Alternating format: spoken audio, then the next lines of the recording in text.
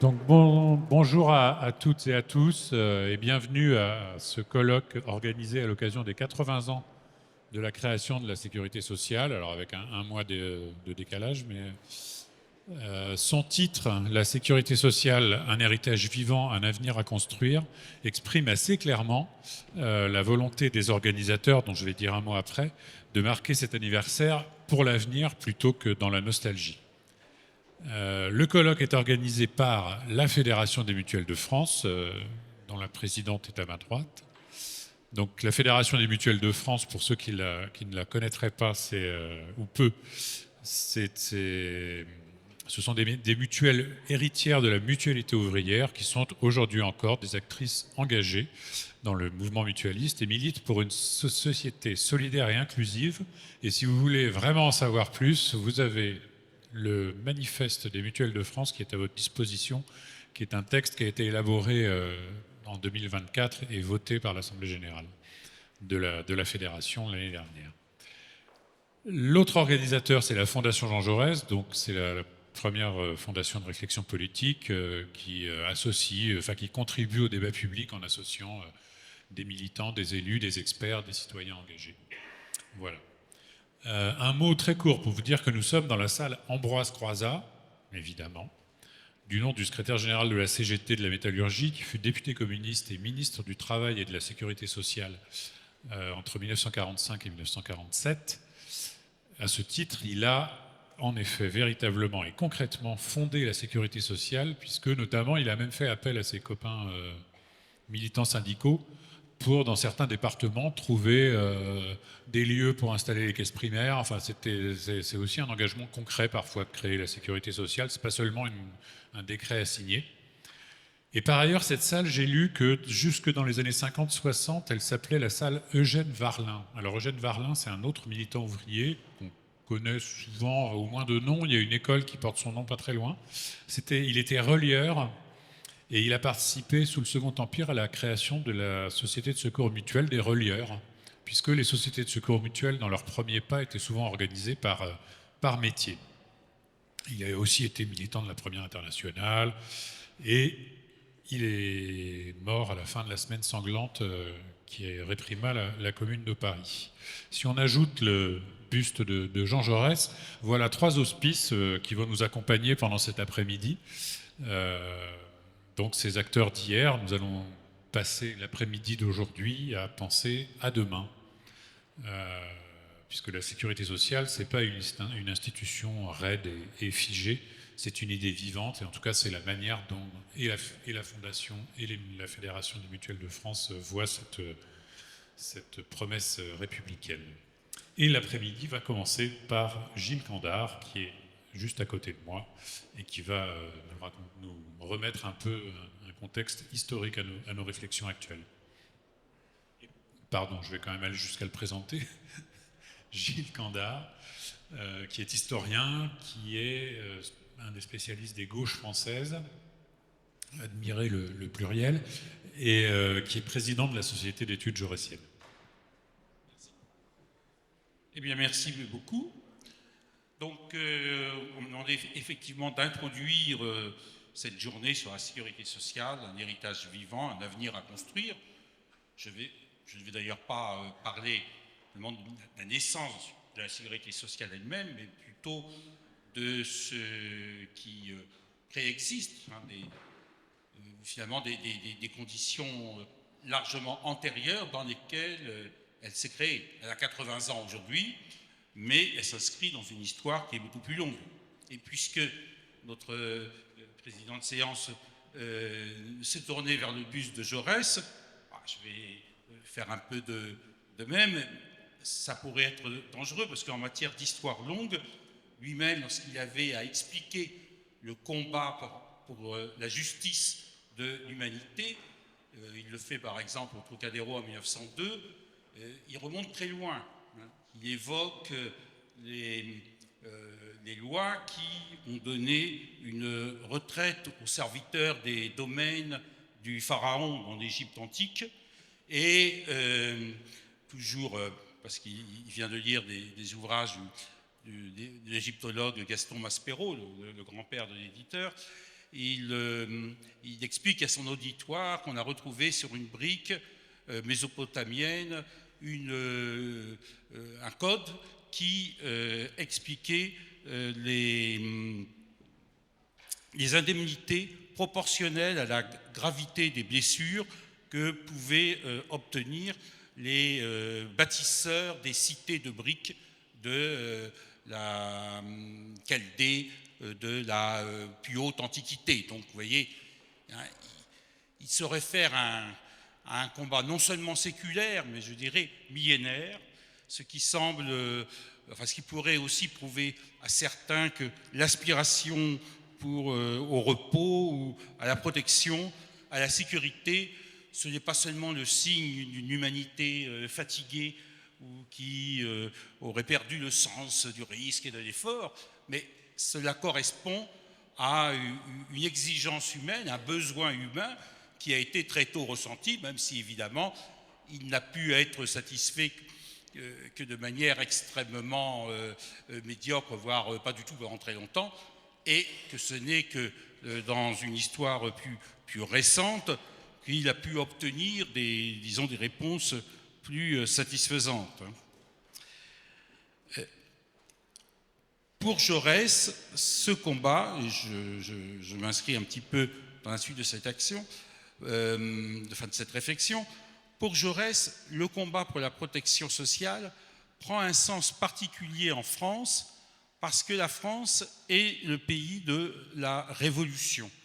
Si vous voulez, pour lui, le point de départ est réellement une analyse politique.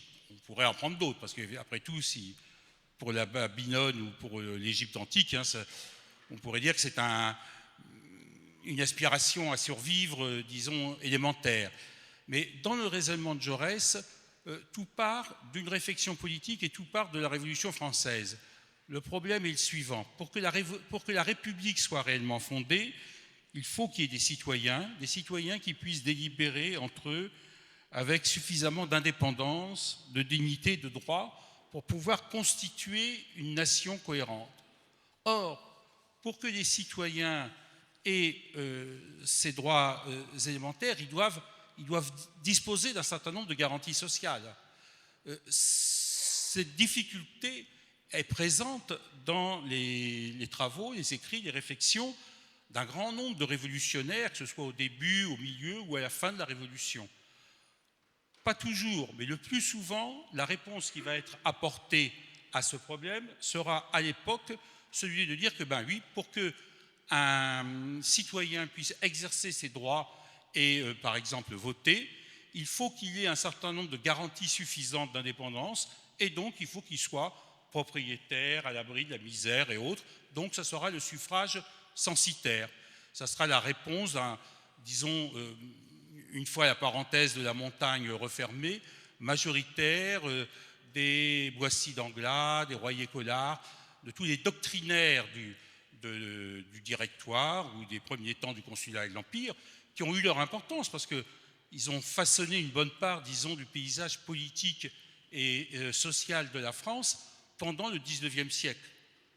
Et selon Jaurès, évidemment, il faut prendre conscience qu'à partir du moment où on sort de ce tableau et qu'on considère que l'ensemble des citoyens, même si au départ il s'agit des citoyens masculins, bien entendu, la question du droit de vote des femmes interviendra plus tard. Et même pour Jaurès, ça ne sera pas, disons, une réflexion automatique pour lui que de le faire.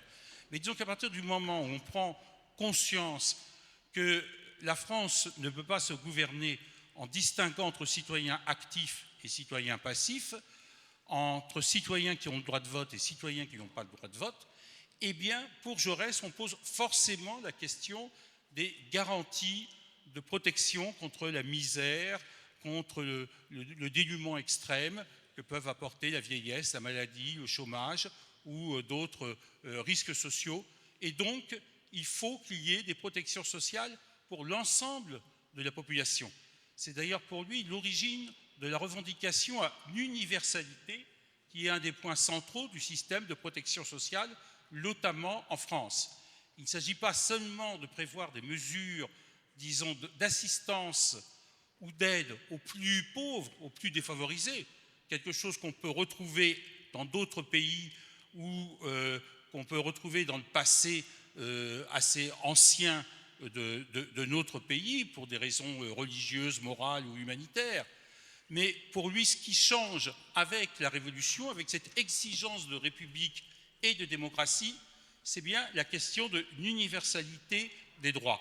Et c'est sur ce terrain-là qu'il va engager le combat pour une assurance sociale qui se tranche avec l'ancienne assistance sociale.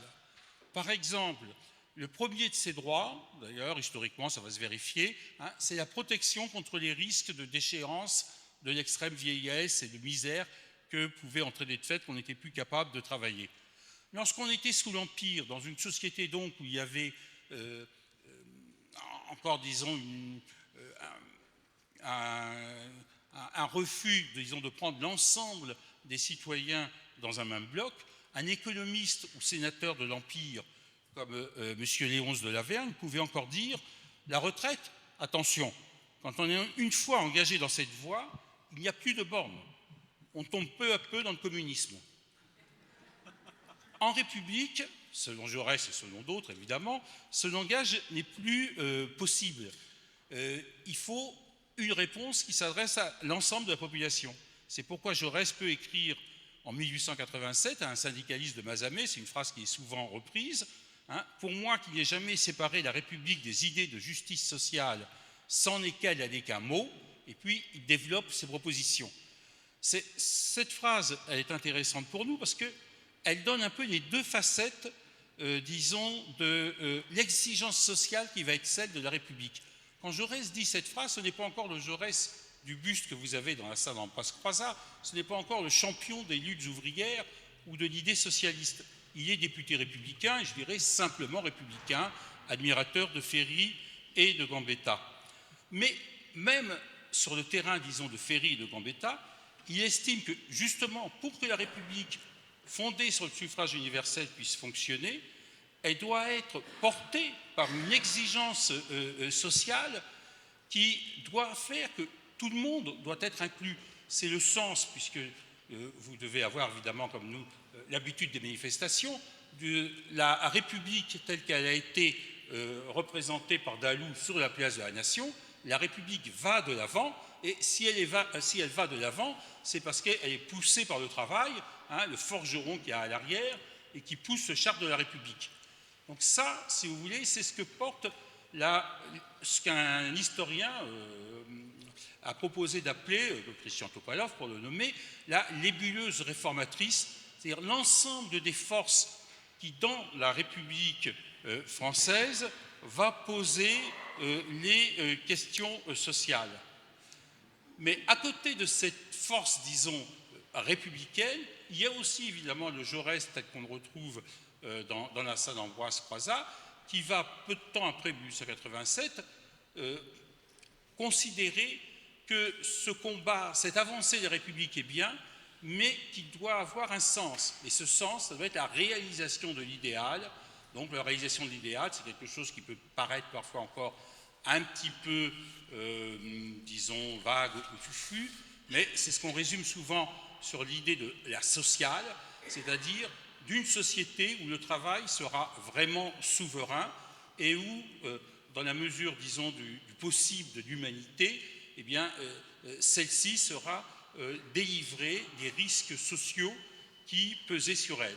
Et tout le jeu, disons, de la période qui commence donc à partir du moment où la République a triomphé vers la fin du XIXe siècle et qui va aller au moins jusqu'aux jours heureux de la sécurité sociale, va être façonné par cette dialectique entre la nébuleuse réformatrice qui propose, avance ou accepte un certain nombre de réformes, et puis l'horizon, cette exigence de l'idéal qui correspond au but ultime, jamais atteint sans doute, mais qui, disons, permet d'éclairer la voie. Alors, je ne vais pas faire évidemment toute l'histoire, ça serait trop long, de cette bataille qui précède la sécurité sociale, elle a toujours été complexe. C'est peut-être ça que je vais dire. Surtout, la loi sur les retraites, qui est la première proposition de loi, c'est un vieux 48art, Martin Nadeau, en 1879. Bon, il va y en avoir d'autres. Il va y en avoir une en 1901, un vote de la Chambre en 1906, un vote du Sénat en 1910. Il y aura des débats compliqués. Quelle est la place de la mutualité? Quelle doit être la place du système qu'on envisage de mettre en place? Ça va être compliqué, ça va être à la fois beaucoup d'espoir et beaucoup de déception. La preuve, je voyais sur le tableau de l'exposition qui est présentée ici, que le vote de la loi sur les retraites ouvrières et paysannes en 1910 ne fait pas partie des grandes dates des avancées sociales qui sont obtenues. On peut dire que c'est dommage, on peut dire aussi que ça se comprend. Parce que, effectivement, cette loi, elle est un peu les deux à la fois. D'un côté, il y a la cotisation ouvrière qui, à l'époque, déplaît encore beaucoup. Faut-il accepter une cotisation ouvrière? Jules Guesde et beaucoup d'autres pensent que non. Il y a des formalités bureaucratiques qui inquiètent les ouvriers qui viennent à peine d'être délivrés depuis une petite vingtaine d'années de l'ancien livret ouvrier qui est fiché, il faut bien le dire. Il y a une part de capitalisation, ce qui ne plaît pas à tout le monde, déjà évidemment à l'époque. Il y a un âge tardif d'entrée en jouissance qui a été exigé par le Sénat, 65 ans, au lieu des 60 ans qui étaient prévus au départ. Donc il y a des aspects négatifs. Et puis il y a aussi des aspects positifs. Selon Jaurès, cette loi inaugure l'assistance sociale avec son droit certain, substitué à l'assistance avec son incertitude et son arbitraire. Elle prévoit une protection sociale gérée par les partenaires sociaux et soutenue par l'État. Et surtout, c'est une première étape. Il faut bien la voir comme cela. Donc, parmi les autres dates qui ne sont pas sur cette magnifique exposition, mais qui auraient pu être retenues, par exemple, il y a Édouard Vaillant, un autre grand socialiste de l'époque, que je pourrais proposer comme père de la sécurité sociale, mais comme il y en a déjà beaucoup, je vais éviter de le faire. Je vais lui réserver une autre place, je vais le proposer comme grand-père de la sécurité sociale. Parce qu'à mon avis, on peut tout à fait défendre l'idée que Croizat, Larocque et beaucoup d'autres sont des enfants de Vaillant. Même pas seulement à mon avis, je crois que c'est assez facile à fonder et que tous, ils auraient accepté cette idée d'être des enfants d'Édouard Vaillant. C'est Édouard Vaillant qui, dans le même moment où il y a toute cette action pour la retraite ouvrière, va proposer en 1900 une première proposition de loi qui est une proposition d'assurance sociale contre les risques de maladie, de chômage et d'accident.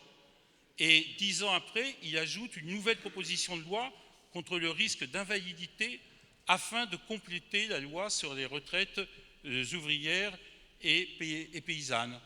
Donc vous voyez, il y a une série, disons, de thèmes qui sont avancés, de combats qui sont initiés, qui commencent avec des discussions au Parlement, avec des discussions dans les syndicats, des discussions dans le monde de la mutualité, avec des désaccords, évidemment. Je vous ai parlé tout à l'heure, j'évoquais tout à l'heure cette nébuleuse de la réforme sociale, cette nébuleuse réformatrice.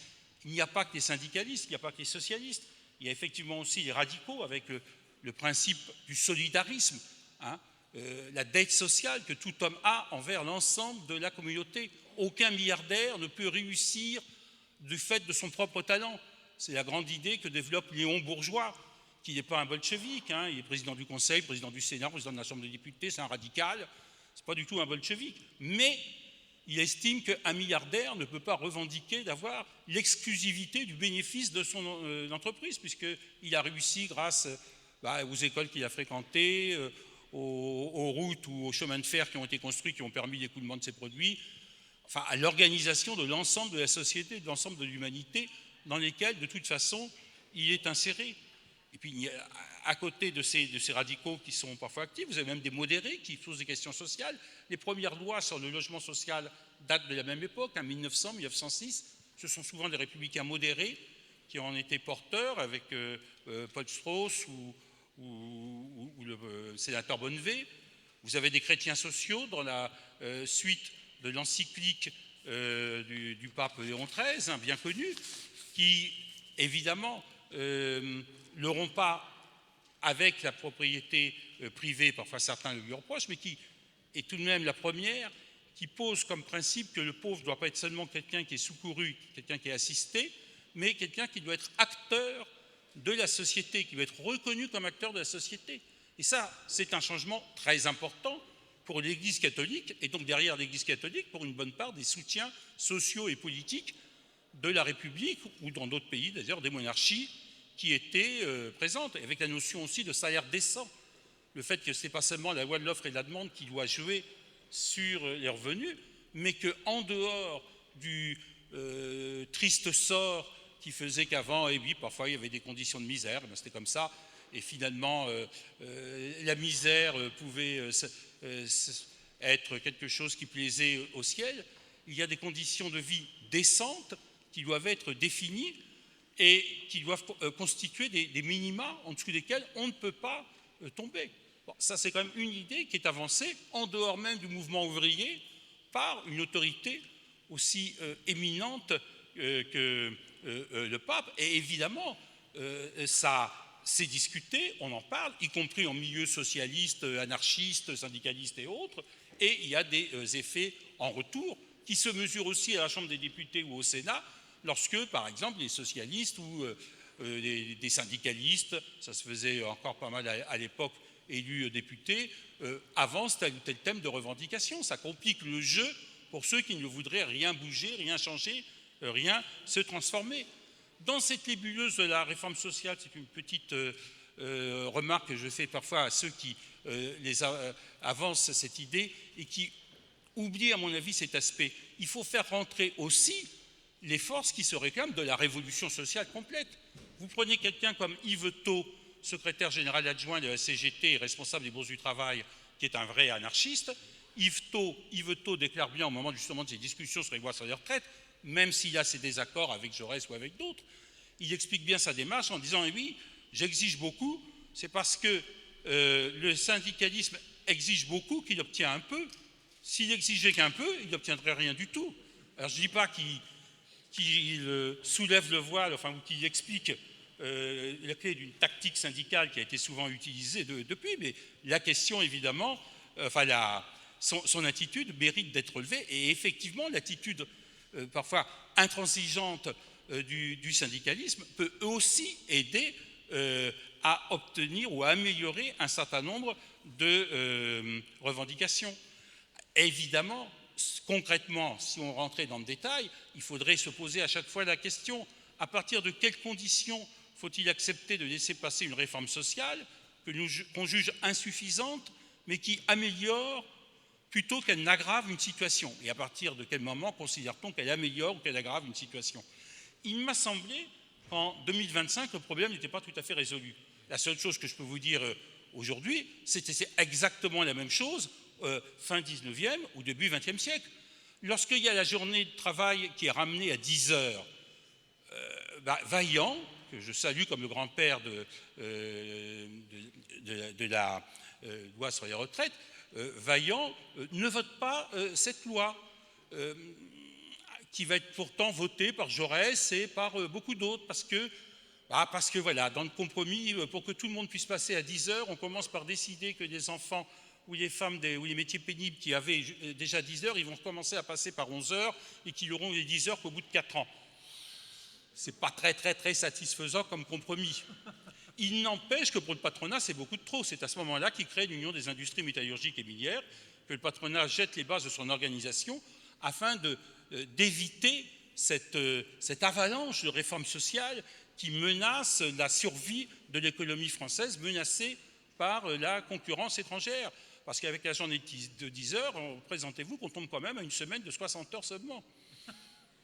Donc le patronat est inquiet. Bon, là, je suis peut-être un peu malicieux à bon compte, mais ce n'est pas inutile de le rappeler, parce que vous avez des tas d'interviews de grands patrons qui, à l'époque, expliquent qu'effectivement, 60 heures, c'est un minimum, et que si à la fin des 60 heures, c'est ce que dit M. Schneider par exemple, l'ouvrier Bibi n'est pas fatigué, il peut bien travailler un peu plus pour gagner un peu plus, et que c'est comme cela que la question sociale sera résolue.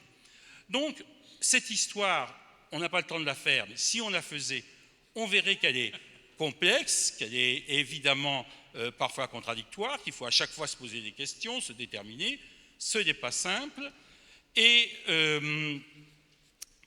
pour, disons, raccrocher un petit peu les wagons avec une situation plus actuelle, je dirais que pendant ces combats et même pendant ces affrontements dont je vous fais grâce, mais c'est même parfois très drôle, hein, avec des congrès syndicalistes ou socialistes où on voit bien que les gens s'écoutent, peut-être plus que parfois aujourd'hui, et certains parfois même changent d'avis. Vous avez le leader guédiste des syndicats, le secrétaire général de la Fédération du textile de la CGT, ce n'est pas un novice, il intervient contre la loi sur les retraites, et puis à la fin de son discours, il explique qu'il faut la voter pour avant de la changer. Et puis il y a des exemples contraires que je pourrais vous donner. Mais enfin, dans toutes ces discussions, dans toutes ces empoignades, il y a une culture commune qui se forge.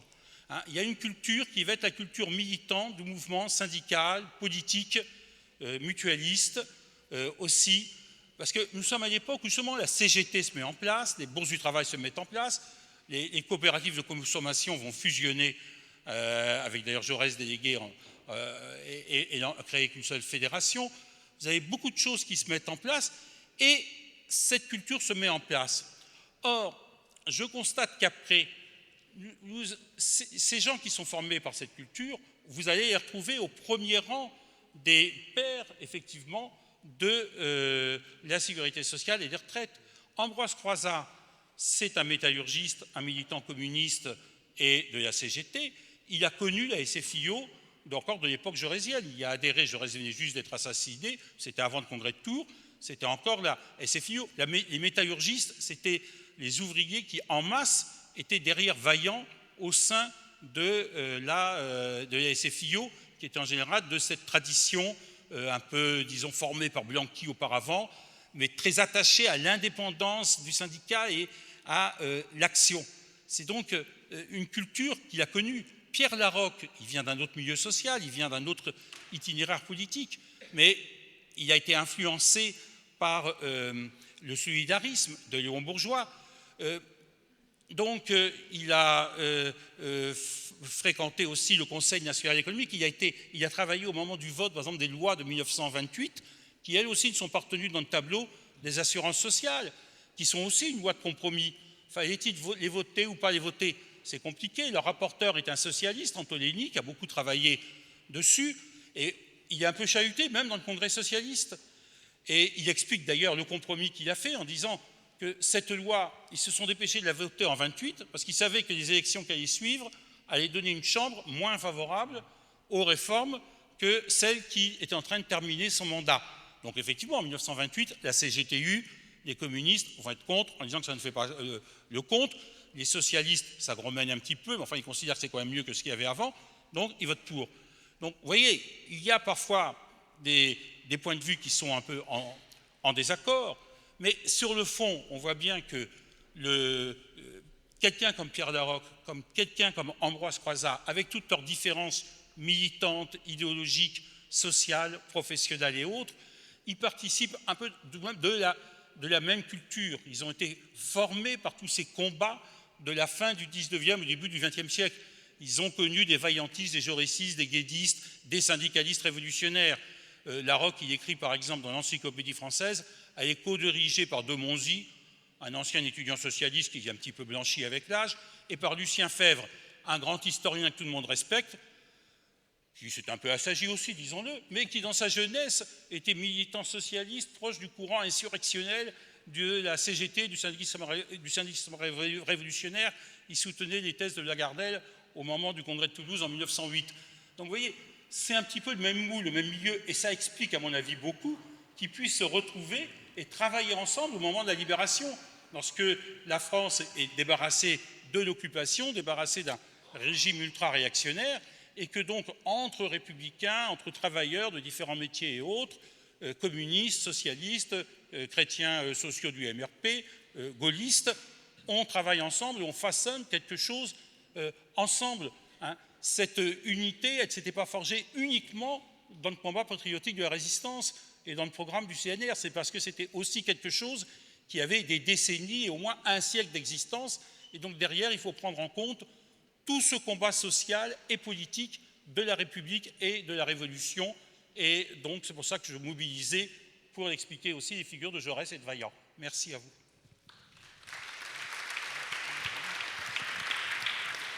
Merci Gilles.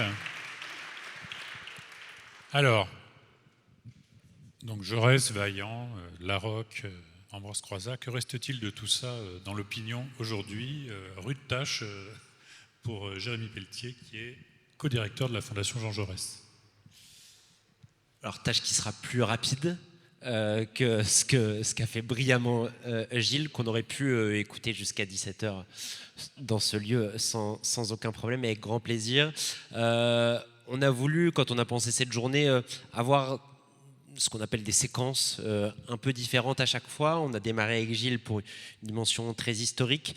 Moi, je vais vous présenter de façon assez rapide. Par ailleurs, il n'y a pas d'écran derrière, donc c'est un peu moins amusant pour vous, mais je vais vous présenter les résultats d'une étude qu'on a publiée avec Ipsos et avec le groupe Vive en février dernier pour justement mesurer ce qui reste dans la tête des Françaises et des Français aujourd'hui de ce qu'on appelle la sécurité sociale, de ce que leur évoque le terme même, la notion même de sécurité sociale, la façon dont ils l'aperçoivent dans les années à venir, pour en fait introduire les débats qui vont suivre ensuite ces deux petites présentations, pour avoir en tête et pour que vous ayez en tête les représentations que les Français ont lorsque, dans le débat public, on parle justement de la sécurité sociale. Et vous allez voir, il y a plein de choses qui ne sont pas surprenantes, que vous attendez, qui vont vous sembler très naturelles, mais c'est important de les avoir en tête pour les tables qui vont suivre. D'abord, la notoriété de la sécurité sociale.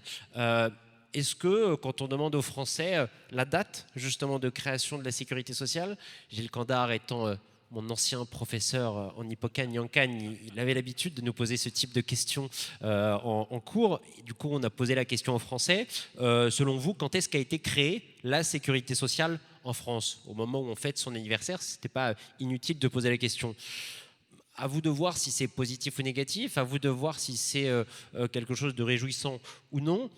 Nous, on a trouvé en tout cas que les bonnes réponses, en l'occurrence 1945, 69% des Français qui citaient finalement la bonne date étaient plutôt dans le moment dans lequel on est, dans un moment où justement quand on pose ce type de questions de datation, on a souvent des chiffres assez faibles sur tout un tas de moments historiques. Ce chiffre-là finalement est relativement bon et donc il faut partir du principe qu'aujourd'hui, en tout cas dans la mémoire des Françaises et des Français, dans les imaginaires, voilà, à peu près 7 Français sur 10 sont capables de dater correctement, en tout cas sur l'année 1945, la date de création de la sécurité sociale, ce qui est honnêtement assez positif et qui est plutôt une bonne nouvelle. Alors évidemment, moins vous êtes âgé, moins vous êtes en capacité de dater correctement la création de la sécurité sociale. Et c'est là où, pour les débats qui vont venir, il y a un enjeu aussi de faire ce type d'événement comme celui qu'on fait aujourd'hui. Il y a un enjeu aussi pour que dans le débat public, on rappelle aussi régulièrement la création de cette sécurité sociale, les origines de sa création,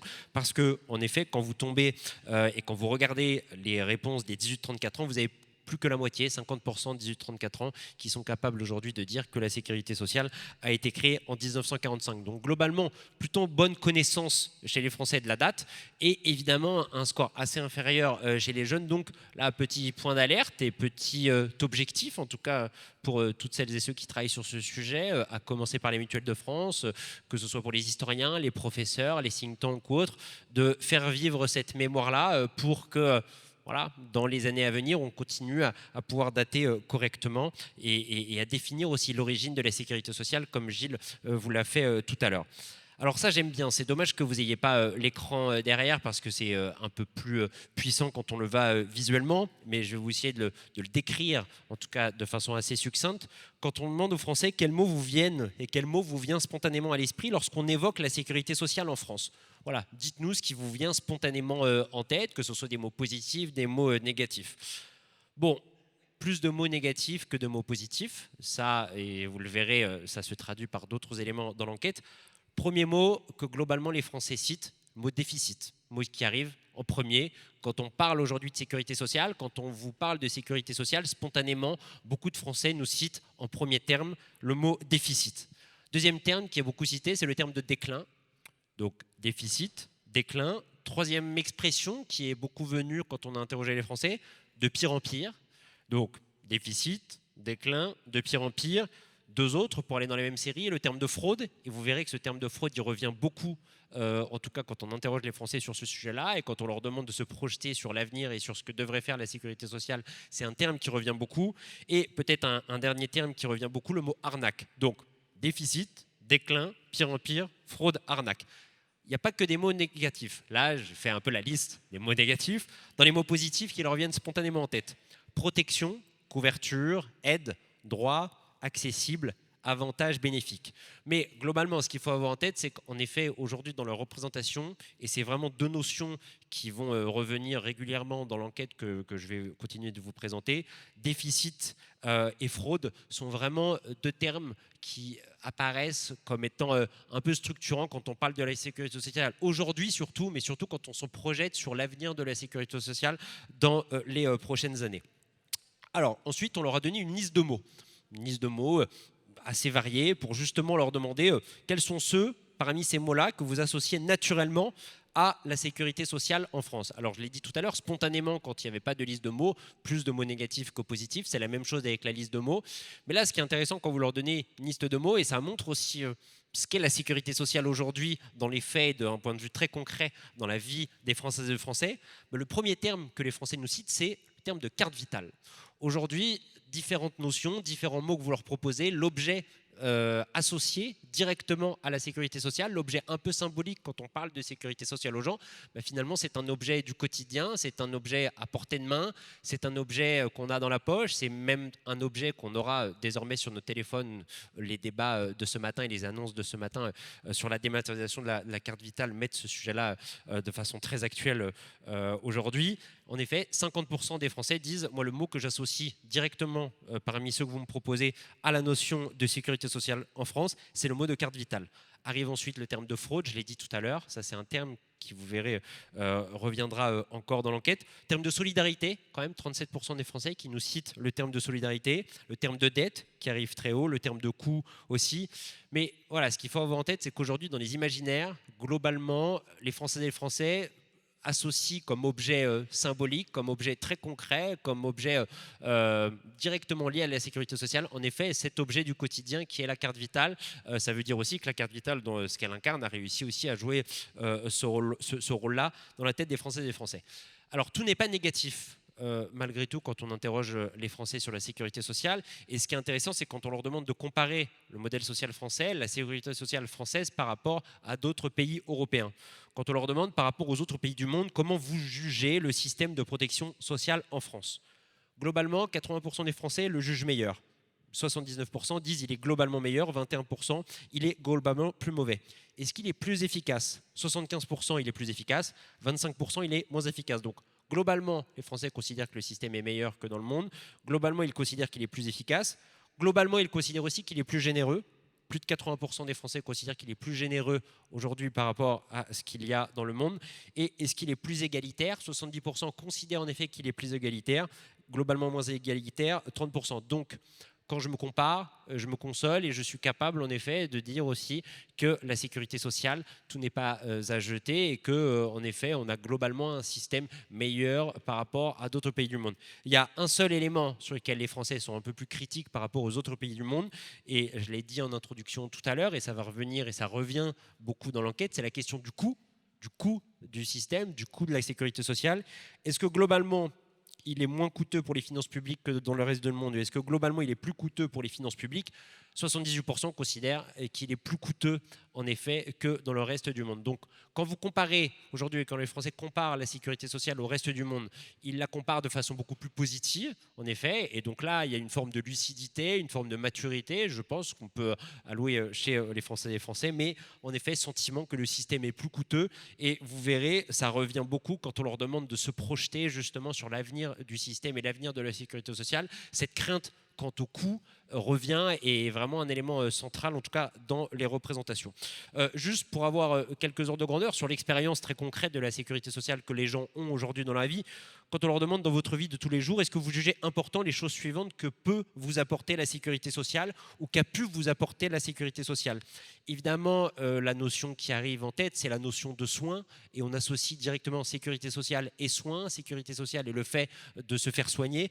80% des Français disent aujourd'hui elle m'a permis et elle me permet de me soigner à moindre coût et elle me permet ou m'a permis de protéger ma famille. Donc c'est les deux éléments aujourd'hui dans l'expérience concrète de la sécurité sociale chez les Français qui sont cités, le fait qu'elle m'ait permis et le fait qu'elle me permet de me soigner à moindre coût et le fait qu'elle m'a permis et me permette de protéger ma famille. Évidemment, le fait qu'elle me permet ou m'a permis de préparer, de profiter de ma retraite, chose qui varie évidemment en fonction de l'âge de façon absolument naturelle. Cette crainte du coût, en fait, il y a la crainte du coût du système, mais il y a aussi la crainte du coût personnel, du coût des soins dans les années à venir. Et ça, c'est un élément, pour le coup, évidemment, qui est assez naturel dans un moment où la préoccupation première des Français, c'est une préoccupation liée au pouvoir d'achat, liée au coût de la vie, après les périodes d'inflation qu'on a connues. Globalement, quand vous les interrogez sur l'avenir du système, l'avenir de la santé, l'avenir de leur santé, l'avenir de la sécurité sociale, leur angoisse principale, l'inquiétude principale des Français aujourd'hui, c'est de ne plus avoir les moyens de se soigner soi, de se soigner et de soigner leurs proches. C'est la première inquiétude. Aujourd'hui, c'est l'inquiétude majeure, centrale, quand on demande aux gens qu'est-ce qui vous inquiète le plus dans les années à venir quand vous pensez à la santé. Plus de 60%, ils disent, moi, ce qui m'inquiète, c'est de ne plus avoir les moyens de me soigner.